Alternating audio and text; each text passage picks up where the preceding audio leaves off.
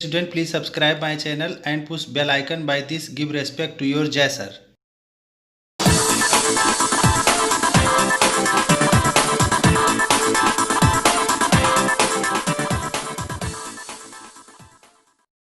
My dear student and friend, नमस्कार। My name is JS Tiwari Jai sir. मैं video start करने से पहले आपको बताना चाहता हूं कि वीडियो को फुल स्क्रीन पर कर लीजिए और वीडियो को ध्यान से देखिए ताकि जो है एक भी लाइन मिस ना हो आपसे, क्योंकि अगर कोई भी लाइन मिस हो गई तो आपको समझ में नहीं आएगा।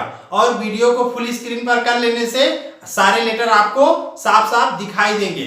और मैं आपसे निवेदन करना चाहता हूं कि जो चैनल पर नए हैं वो चैनल को सब्सक्राइब कर दें, लाइक और शेयर कर दीजिए, अच्छे कमेंट कर दीजिए। और जो चैनल को पहले से सब्सक्राइब किए हुए हैं वो लाइक, शेयर और अच्छे कमेंट कर दीजिए।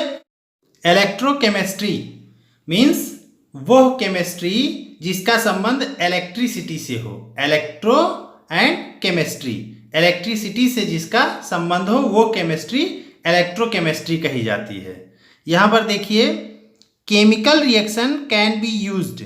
केमिकल रिएक्शन का यूज किया जा रहा है टू प्रोड्यूस इलेक्ट्रिकल एनर्जी। क्या करने के लिए? इलेक्ट्रिकल एनर्जी बनाने के लिए। Conversely electrical energy can be used, जबकि हम और क्या कर सकते हैं कि वही इलेक्ट्रिकल एनर्जी का यूज कर सकते हैं to carry out chemical reactions. Chemical reaction कराने में उस इलेक्ट्रिकल एनर्जी का यूज कर सकते हैं। तो यहाँ दो बातें हैं, ध्यान दीजिए।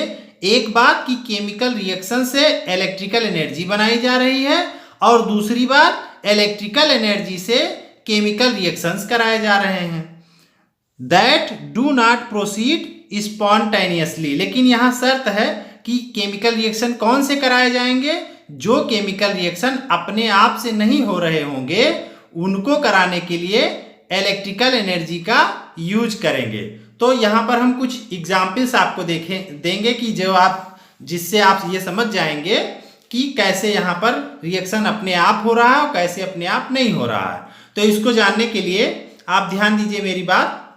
जैसे रस्टिंग ऑफ आयरन, तो रस्टिंग ऑफ आयरन जो ये होता है, ये रस्टिंग ऑफ आयरन अपने आप होता है। आप लोहे को रख दिए कहीं पर बहुत दिनों के लिए तो उसमें रस्ट अपने आप आ जाती है। तो रस्टिंग ऑफ आयरन ये स्पॉन्टेनियस रिएक्शन हो गया, अपने आप हो रहा है, इसमें किसी इलेक्ट्रिकल एनर्जी की कोई जरूरत नहीं है। आपने फ्रीज से निकाल के बर्फ रख दिया, बर्फ अपने आप पिघलने लगा, उसमें किसी और चीज की जरूरत नहीं है। लेकिन अगर आप जो है कोई कोल्ड बॉडी माने कोई ठंडा चीज रखा हुआ है और उसके टेम्परेचर से किसी चीज को गर्म करें तो ठंडा से कैसे गर्म करेंगे? तो इस तरह से ये उल्टा काम हो गया। तो यहां पर क्या करेंगे कि ये रिएक्शन नॉन स्पॉन्टेनियस हुआ, जो अपने आप नहीं हो रहा है।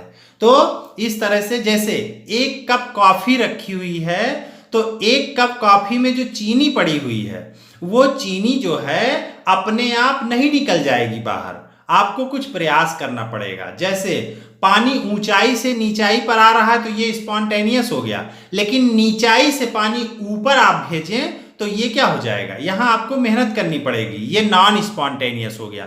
तो अब आपको क्लियर हो गया कि स्पॉन्टेनियस क्या होता है और नॉन स्पॉन्टेनियस क्या होता है। स्पॉन्टेनियस मीन्स जो अपने आप से हो जाए, और नॉन स्पॉन्टेनियस मीन जो अपने आप से ना हो, उसे नॉन स्पॉन्टेनियस कहेंगे। ठीक है, तो इस तरह से ये बहुत सारे एग्जाम्पल हैं स्पॉन्टेनियस और नॉन स्पॉन्टेनियस के। जैसे ये आप रिएक्शन देखिए, वाटर है, वाटर से हाइड्रोजन गैस बन रही है और ऑक्सीजन गैस बन रही है। तो इस तरह से वाटर का यहां पर इलेक्ट्रोलिसिस किया गया है और हाइड्रोजन गैस बन रही है, ऑक्सीजन गैस बन रही है। तो वाटर का इलेक्ट्रोलिसिस करने के लिए इसमें क्या किया गया कि दो इलेक्ट्रोड लगाए गए, कैथोड और एनोड, और उसमें इलेक्ट्रिसिटी दी गई, तब जाके हाइड्रोजन और ऑक्सीजन मिला। तो ये वाटर का इलेक्ट्रोलिसिस क्या है? ये एक नॉन स्पॉन्टेनियस केमिकल रिएक्शन है, और इसमें क्या करना पड़ा? बाहर से इलेक्ट्रिसिटी देना पड़ा, तो ये रिएक्शन हो पाया। तो इसलिए इसे नॉन स्पॉन्टेनियस बोलेंगे। अब आपको क्लियर हो गया होगा इन सब एग्जाम्पल से। तो एक बार फिर से देख लीजिए, chemical reaction can be used to produce electrical energy. Chemical reaction का हम लोग यूज करते हैं to produce electrical energy.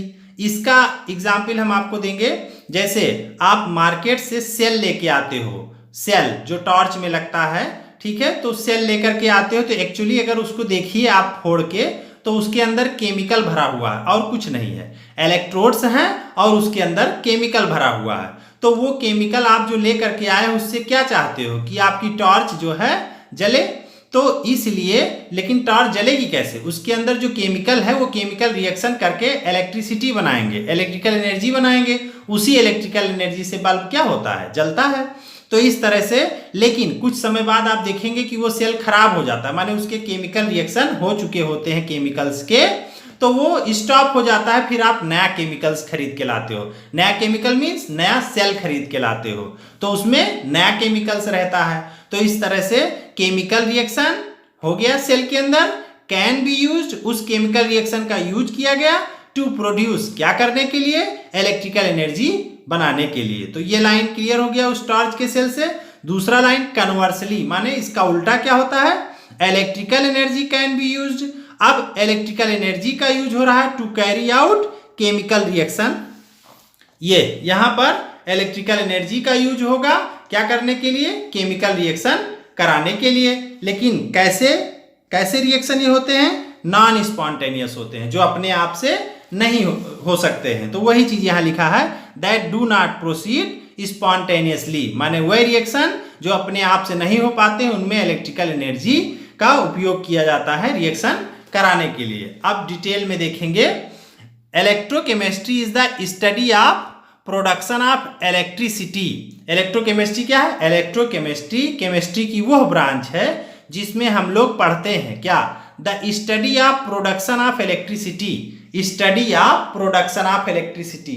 Production of electricity में इलेक्ट्रिसिटी का प्रोड्यूस होना, कहां से, केमिकल रिएक्शन से, from energy release during spontaneous chemical reaction. यहां पर ध्यान देने वाली बात है कि स्पॉन्टेनियस केमिकल रिएक्शन हम क्लियर कर चुके हैं, माने वह रिएक्शन जो अपने आप हो जाते हैं और क्या प्रोड्यूस करते हैं, इलेक्ट्रिसिटी प्रोड्यूस करते हैं।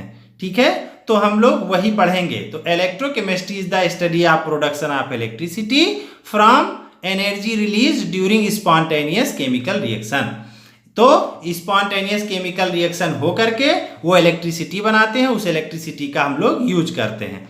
And the use of electrical energy, और क्या हो सकता है कि जो इलेक्ट्रिकल एनर्जी है उसका यूज हो सकता है to bring about non spontaneous chemical transformation. लेकिन इस इलेक्ट्रिकल एनर्जी का यूज हम कहाँ कर सकते हैं, हम नॉन स्पॉन्टेनियस, माने जो अपने आप से ना हो रहा हो रिएक्शन, उसको करवाने में इस इलेक्ट्रिकल एनर्जी का यूज कर सकते हैं। तो इस तरह से इलेक्ट्रोकेमिस्ट्री में हम इन दो बातों को पढ़ेंगे। पहली बात जो पढ़ेंगे वो जो है स्पॉन्टेनियस केमिकल रिएक्शन के थ्रू इलेक्ट्रिसिटी पैदा होगी, और फिर उसके बाद इस इलेक्ट्रिसिटी का कहाँ यूज करेंगे, नॉन स्पॉन्टेनियस केमिकल रिएक्शन को कराने में। तो ये लाइन क्लियर सारी। अब देखिए, the subject is of importance both for theoretical and practical consideration. ये सब्जेक्ट जो है ये दोनों के लिए इंपॉर्टेंट है, थ्योरेटिकल थ्योरी के लिए एंड प्रैक्टिकल के लिए, दोनों जगहों पर ये बहुत इंपॉर्टेंट है। A large number of metals, माने मेटल्स की बहुत सारी मात्रा, sodium hydroxide, chlorine, fluorine and many other chemicals are produced by electrochemical methods. ये सारे मटेरियल और दूसरे और भी इसी इलेक्ट्रोकेमिकल मेथड से प्रोड्यूस होते हैं। ठीक है, हम लोग आगे देखेंगे बैटरीज एंड फ्यूल सेल्स। आप जानते हैं बैटरी, जैसे घर में इन्वर्टर की बैटरी है, ठीक है, ऐसे फ्यूल सेल जो ये होते हैं, ये फ्यूल सेल की बात करें तो बड़े अच्छे होते हैं, ये इको फ्रेंडली होते हैं फ्यूल सेल। कैसे, इसको ऐसे देखिए कि ये कैसे इको फ्रेंडली होते हैं फ्यूल सेल। तो इस फ्यूल सेल में इधर से हाइड्रोजन गैस जाएगी, इधर से ऑक्सीजन गैस जाएगी, यहां क्या प्रोड्यूस होगा, वाटर। तो इस तरह से ये फ्यूल सेल में वाटर प्रोड्यूस हो रहा है, माने हाइड्रोजन का यूज करके, ऑक्सीजन का यूज करके एनर्जी प्रोड्यूस करते हैं, जिससे हम अपने जो भी जरूरत के काम है उससे करते हैं। लेकिन यहाँ पर पॉल्यूशन बिल्कुल नहीं है। जो यहाँ पर वेस्ट मटेरियल के रूप में निकल रहा है वो वाटर है, और वाटर पॉल्यूशन नहीं करेगा, ये इको फ्रेंडली है। तो इस तरह से फ्यूल सेल का यूज किया जाता है। तो प्रॉब्लम है, क्या प्रॉब्लम है कि फिर फ्यूल सेल का यूज सारे जगहों पर क्यों नहीं करते हैं? इसी का यूज करें और इन्हीं से गाड़ियां चलाएं, सारी चीज जो है इन्हीं से आगे जो है प्रोसीड कराएं। लेकिन प्रॉब्लम यहाँ ये आ रहा है कि इनसे नहीं करा सकते, क्योंकि हाइड्रोजन जो है एक जगह से दूसरे जगह पर ले जाने में प्रॉब्लम करता है, ये जो है ब्लास्ट हो सकता है, यही प्रॉब्लम है। नहीं तो हाइड्रोजन से गाड़ियां चलाई जाएं तो बहुत अच्छा रहेगा। तो ये जो है वाटर का इलेक्ट्रोलिसिस करके हाइड्रोजन मिल जाएगा और ऑक्सीजन मिल जाएगा, और इसी हाइड्रोजन ऑक्सीजन से हम लोग जो है गाड़ियों को चलाएं। पानी तो कहीं भी मिल जाएगा और इलेक्ट्रोलिसिस कर दिया जाएगा। लेकिन प्रॉब्लम यही होती है कि इसको ट्रांसपोर्टेशन में बहुत प्रॉब्लम होती है, इसको एक जगह से दूसरे जगह ले जाने में बहुत दिक्कत होती है। तो इसीलिए हाइड्रोजन से गाड़ियों को चलाने में बहुत खतरा लगता है, इसी वजह से बहुत बड़े पैमाने पर इसका भी यूज नहीं किया जा रहा है। तो इस तरह से ये आपने फ्यूल सेल के बारे में जाना।